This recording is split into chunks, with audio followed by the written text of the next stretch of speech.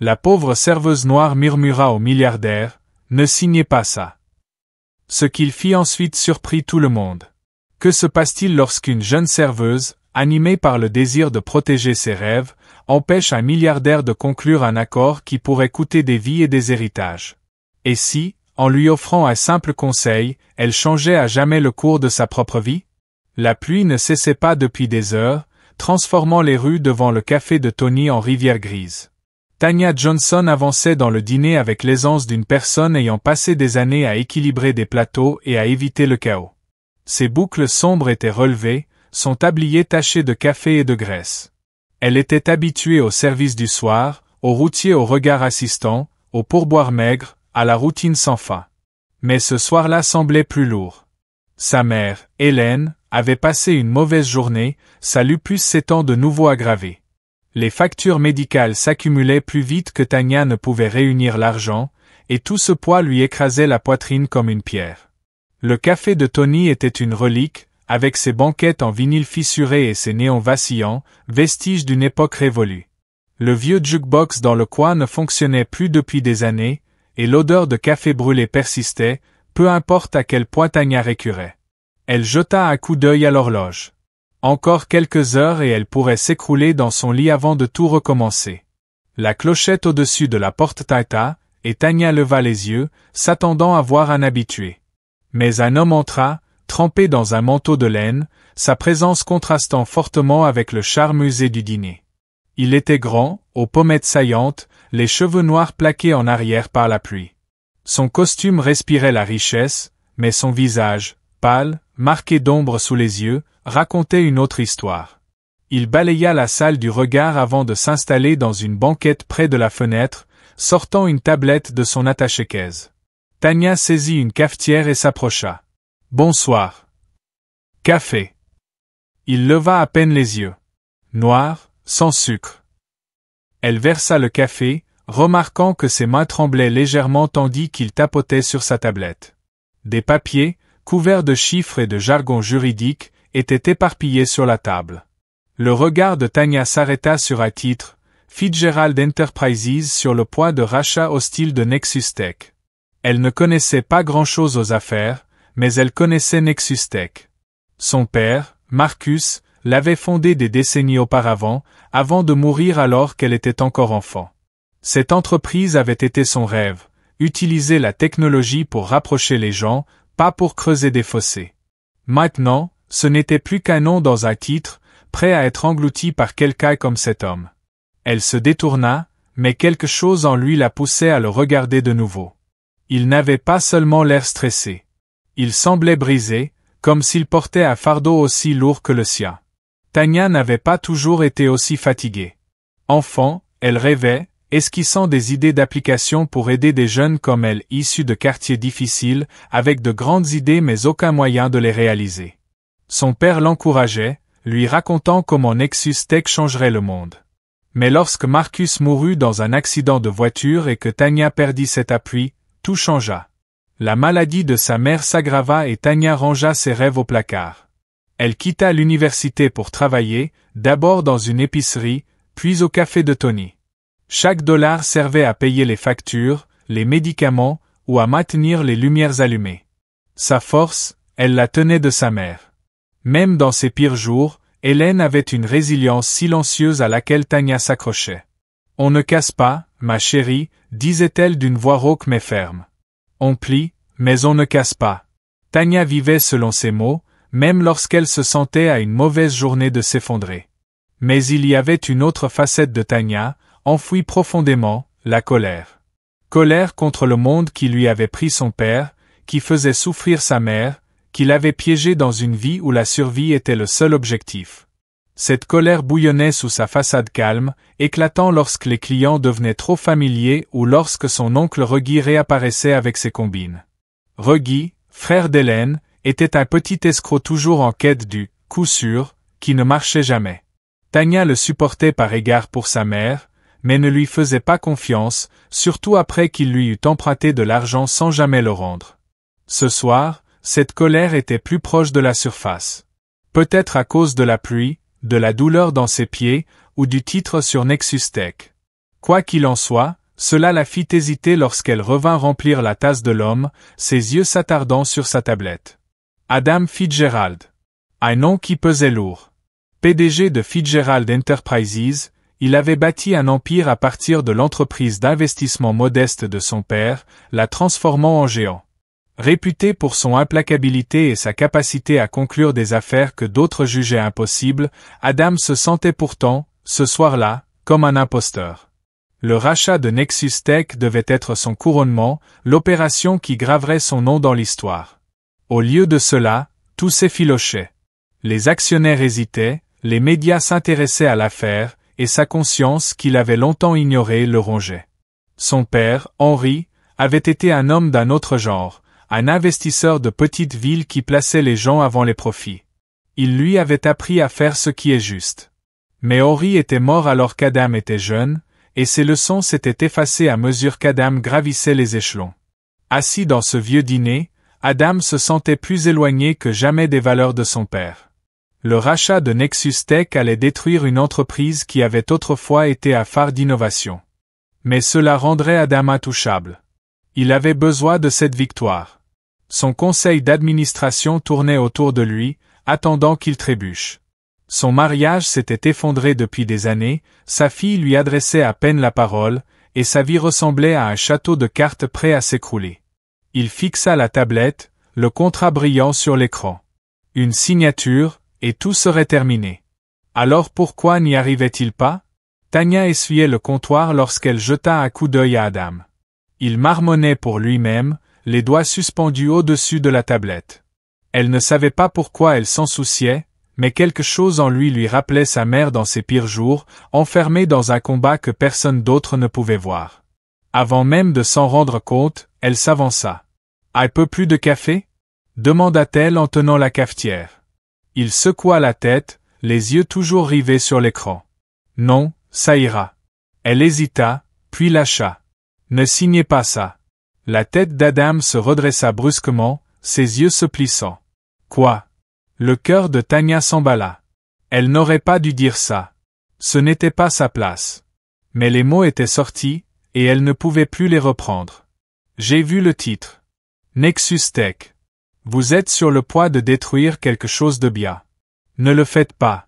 Adam la fixa, incrédule. Vous ne me connaissez même pas, ni ce que c'est. J'en sais assez, répondit-elle, la voix ferme malgré la peur qui la tenait. Je sais ce que c'est que de se battre pour quelque chose et de le perdre quand même. Peu importe ce qu'il y a sur cet écran, ça n'en vaut pas la peine si ça vous ronge à ce point. Pendant un moment, aucun des deux ne parla. La pluie tambourinait contre les vitres, seul bruit dans le dîner. La mâchoire d'Adam se crispa, mais il ne détourna pas le regard. Il y avait quelque chose dans ses yeux, de l'honnêteté peut-être, ou une douleur qui le toucha plus qu'il ne l'aurait cru. « Qui êtes-vous » demanda-t-il d'une voix plus douce. « Tanya » répondit-elle simplement. Juste Tanya. Au cours de l'heure qui suivit, le dîner resta vide, et Tanya se retrouva à parler avec Adam. Cela commença doucement remplir sa tasse, lui proposer une part de tarte, mais bientôt, elle lui raconta sa vie, le lupus d'Hélène, les factures incessantes, les rêves qu'elle avait dû enterrer. Elle ignorait pourquoi elle s'ouvrait à un étranger, mais quelque chose en lui donnait l'impression qu'il écoutait. Vraiment écoutait. Adam, de son côté, se surprit à répondre. Il lui parla de la pression de diriger une entreprise, de la solitude d'une vie construite sur le pouvoir. Il ne mentionna pas son père, mais les histoires de Tanya ravivèrent des souvenirs d'Henry, son rire, sa conviction qu'il fallait faire ce qui est juste.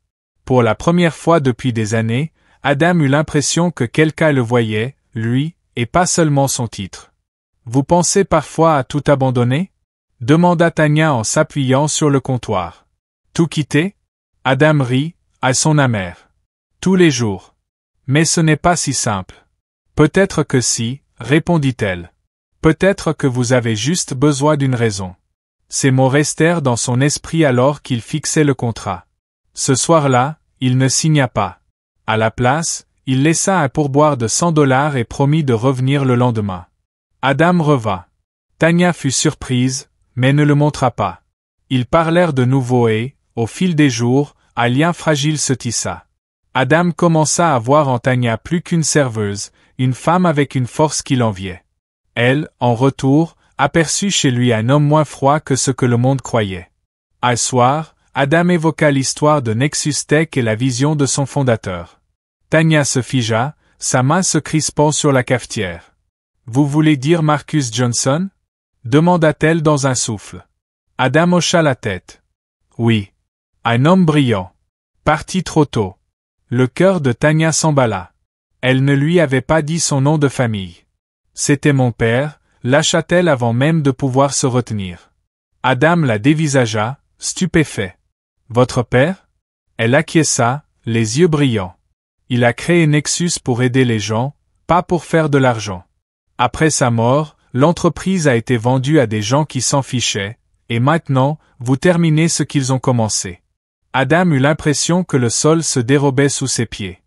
Tanya n'était pas seulement une serveuse, elle était la fille de l'homme dont il était sur le point de détruire l'héritage, et ces mots, ne signez pas ça, n'étaient pas simplement une supplication, c'était un appel à protéger quelque chose de sacré. Alors que Tanya et Adam se rapprochaient, une ombre de son passé réapparut. Son oncle Reggie fit irruption au dîner un soir, sourire trop large, regard trop aiguisé. Il avait entendu parler du riche homme avec qui Tanya parlait et y voyait une opportunité. « Tanya, bébé, dit-il en s'appuyant contre le comptoir, tu as une chance de réparer les choses pour nous. Approche-toi de ce Fitzgerald, découvre ses plans, on pourrait utiliser ces infos. » L'estomac de Tanya se noua. « Je ne ferai pas ça, Reggie. Il n'est pas comme tu crois. » Le sourire de Reggie s'effaça. « Tu me dois ça, fille. J'ai été là pour toi et ta mère.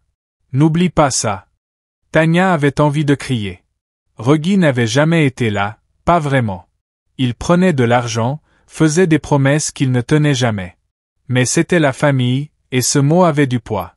Elle se sentait piégée, déchirée entre sa loyauté envers sa mère et sa confiance grandissante en Adam.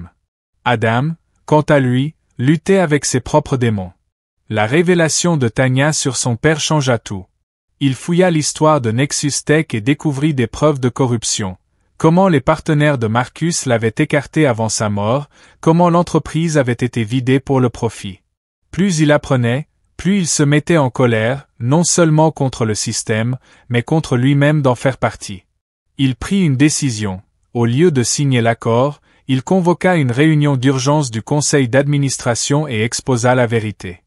Il proposa d'abandonner le rachat et d'investir dans Nexus Tech pour restaurer sa mission originelle.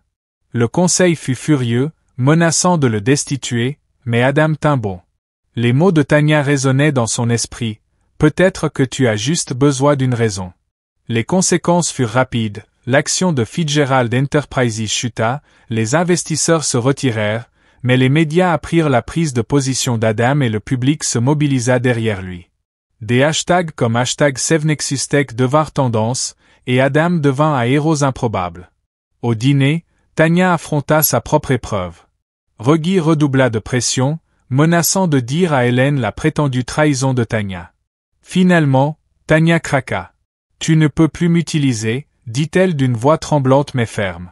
J'en ai fini. » Elle alla à la police avec des preuves des activités illégales de Reggie, des documents qu'elle avait trouvés dans sa voiture des années auparavant mais qu'elle n'avait jamais eu le courage d'utiliser. Reggie fut arrêté, et Tanya sentit pour la première fois un poids se lever. Elle était libre. Avec le rachat arrêté, Adam contacta Tanya. Il lui proposa un poste chez Nexus Tech, non pas pour la forme, mais parce qu'il croyait en elle. « La vision de ton père a besoin de toi, dit-il. Et je pense que tu es prête. » Tanya hésita. Elle n'était pas une femme d'affaires, mais une serveuse. Puis elle pensa à sa mère, à son père, à toutes les personnes comme elle qui méritaient une chance. Elle accepta, entrant dans un monde qu'elle n'avait jamais imaginé. Ensemble, Tanya et Adam reconstruisirent Nexus Tech, en se concentrant sur des projets qui donnaient du pouvoir aux communautés défavorisées. Tanya lança un programme pour enseigner la programmation aux enfants des quartiers pauvres, leur offrant les outils dont son père avait rêvé. Adam, pour sa part, trouva un but en utilisant sa richesse pour faire le bien. Aucun des deux n'était parfait, mais il essayait. Un jour, alors que Tanya se tenait dans son nouveau bureau, regardant la ville, elle trouva une lettre dans les vieux dossiers de son père, adressée à elle, écrite quelques jours avant sa mort. Tanya, y était écrit, le monde essaiera de te briser, mais tu es plus forte que tu ne le crois. Continue de te battre pour ce qui est juste, et tu éclaireras le chemin pour les autres. Tanya pleura, serrant la lettre. Elle avait toujours pensé que l'héritage de son père était Nexus Tech, mais maintenant elle comprenait, c'était elle. Son courage, son cœur, son refus d'abandonner. En regardant la ville, elle sut qu'elle ne faisait que commencer.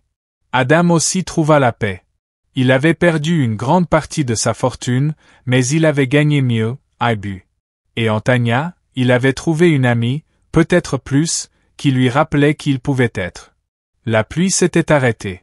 Le café de Tony était plus calme. Tanya n'y travaillait plus, mais elle y revenait parfois, emmenant Hélène pour une part de tarte. Le dîner n'avait pas changé, mais Tanya, si. Elle était une leader, une rêveuse, un phare pour les autres. Assise avec sa mère, riant de vieux souvenirs, elle savait une chose avec certitude, elle avait plié, mais elle ne s'était pas brisée. Et le monde non plus, pas encore.